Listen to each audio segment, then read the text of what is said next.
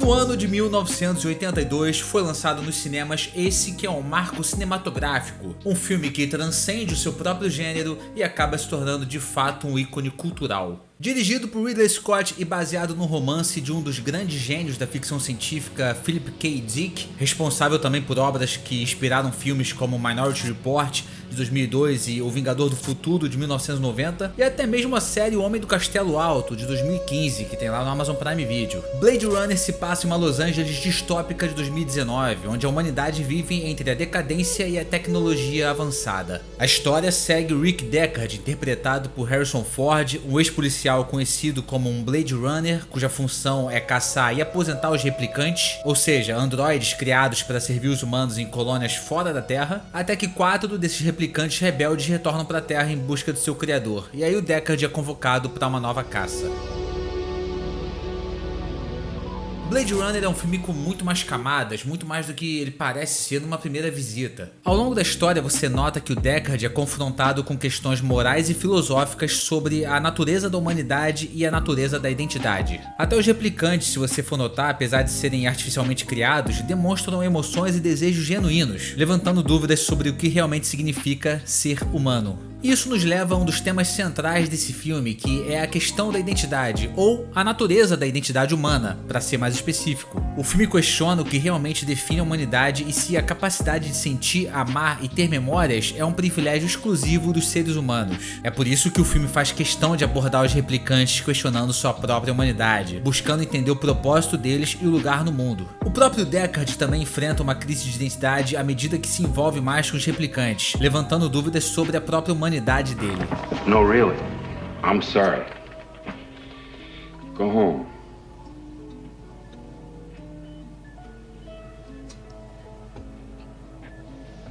E é por isso que eu tenho que te falar sobre as 5 versões do diretor, porque para quem não sabe, Blade Runner tem 5 versões diferentes, porque o Ridley Scott não consegue parar. E assim, quem sou eu para falar qual é a versão definitiva se o próprio diretor diz que a Final Cut é a versão definitiva? Porque se um dos méritos da obra original é a ambiguidade quanto à natureza do Deckard, sendo ele possivelmente um humano ou então possivelmente um replicante, a versão final, essa Final Cut, basicamente desfaz essa ambiguidade. Inclusive se apoiando em um erro de contagem da versão original, onde no filme lá avisam o Deckard que eram 6 replicantes, sendo que um morreu e ele precisa encontrar 4. Qual seria o 5º? Isso aí foi só um erro do filme, um erro que gerou teorias envolvendo a natureza do Deckard como um replicante. Mas tudo bem, a ambiguidade pode ter sido desfeita, só que a reflexão continua ali, porque a confirmação desse fato para o espectador não necessariamente anula a crise de identidade e humanidade que o protagonista tem. Eu só acho que é um contraste muito mais interessante quando tanto os replicantes quanto os humanos sentem o mesmo questionamento, mas isso não descarta os dilemas morais apresentados no filme, especialmente em relação ao trabalho do Deckard como um Blade Runner. Por ele ser encarregado de caçar e aposentar os replicantes rebeldes, acaba sendo levantada questões sobre a justiça, a empatia e a moralidade das ações dele. Inclusive o Deckard é confrontado com a humanidade dos replicantes que ele caça, o que acaba forçando ele a questionar suas próprias convicções e o propósito desse trabalho.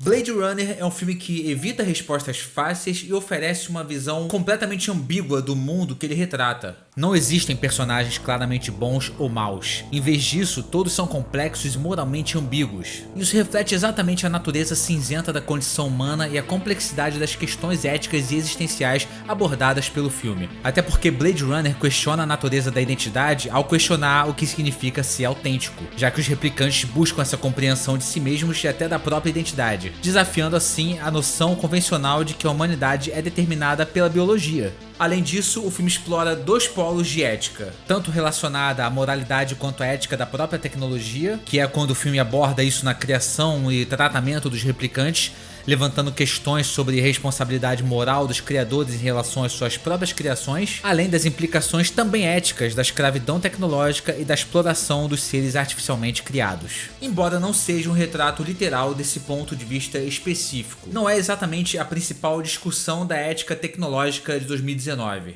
Mas a Los Angeles distópica retratada no filme serve como uma espécie de aviso sobre as consequências dessa exploração desenfreada dos recursos naturais. Como eu disse, Blade Runner é oficialmente inspirado em uma obra do Philip K. Dick, um livro de 1968 chamado Androides Sonham com Ovelhas Elétricas? Mas não é fácil definir o quanto o Ridley Scott quis se inspirar no material original. Além do final diferente entre as duas obras, o diretor se inspirou muito na atmosfera noir para contar essa história. Ok, dá pra dizer que existe um pouco de noir nas palavras do Philip K. Dick, mas não tem como comparar com a cinematografia criada pelo Jordan Cronenweth, capturando a melancolia e desolação do mundo de Blade Runner, combinando com uma sensação de alienação e isolamento. É por isso que o estilo visual do filme é fundamental para estabelecer essa atmosfera distópica e opressiva. A Los Angeles futurista retratada no filme é sombria, suja e cheia de decadência, o que acaba contrastando com os visuais futuristas brilhosos e utópicos comuns em outros filmes de ficção científica. A atmosfera noir entra em contato perfeitamente com a estética cyberpunk que tem nesse filme. Dá até pra pegar emprestado um pouco do cinema expressionista alemão, com esses cenários distorcidos, com uso criativo de sombras e temas sombrios e psicológicos. A estética visual de Blade Runner é muito inspirada em filmes como Metrópolis, de 1927,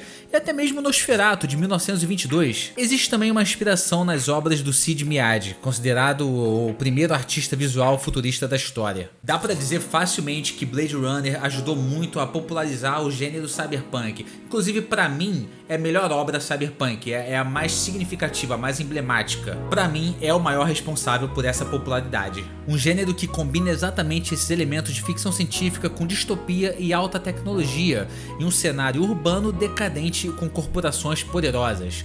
O impacto cultural desse filme é gigante. Eu citei aqui os filmes Metrópolis e Nosferatu, mas ainda tem o clássico Relíquia Macabra, filme de 1941 e uma das principais referências do cinema noir. Mas uma coisa que vale muito notar nesse filme também é a influência da estética asiática que eles usaram. No caso, essa estética retratada na Los Angeles futurista. Desde sinais kanji, personagens asiáticos e até mesmo elementos da arquitetura asiática. Na verdade, isso não foi à toa. Acontece que na década de 80 estava rolando uma influência cultural muito crescente lá nos Estados Unidos em relação ao Japão, e era uma coisa que era muito vista como futurista mesmo. Ainda sobre a direção de arte, vale apontar que o filme é recheado de efeitos práticos, até por se passar numa era muito distante dos efeitos digitais. O filme contou muito com efeitos visuais práticos e miniaturas para criar essa visão distópica do futuro, com o uso inventivo de modelos em escala que ajudou a dar vida à cidade futurista de Los Angeles.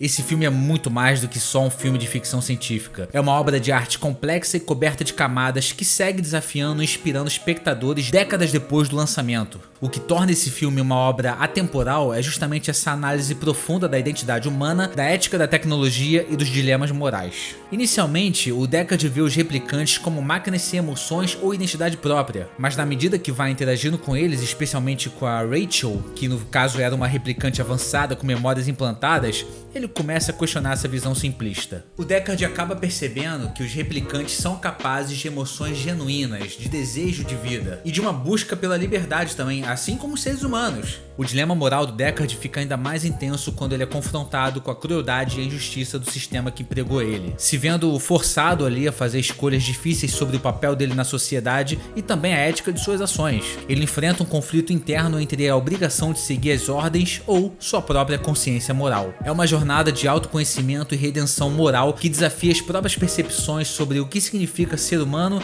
e a responsabilidade com aqueles que estão além das fronteiras convencionais da humanidade. Entre muitas coisas, Blade Runner ainda aprofunda o dilema na complexidade da posição de Deckard como agente de um sistema opressivo. Essa jornada de autoconhecimento que eu falei, e redenção moral, acaba desafiando as percepções do Deckard e do próprio espectador. É um filme que se enriquece muito por essa variedade de temas filosóficos, éticos e existenciais.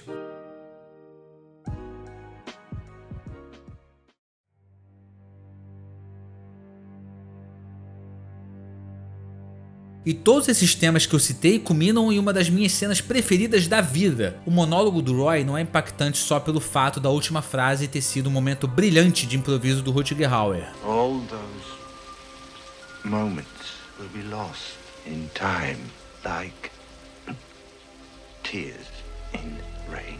o que já demonstra um senso de conhecimento e intimidade do próprio ator com o personagem.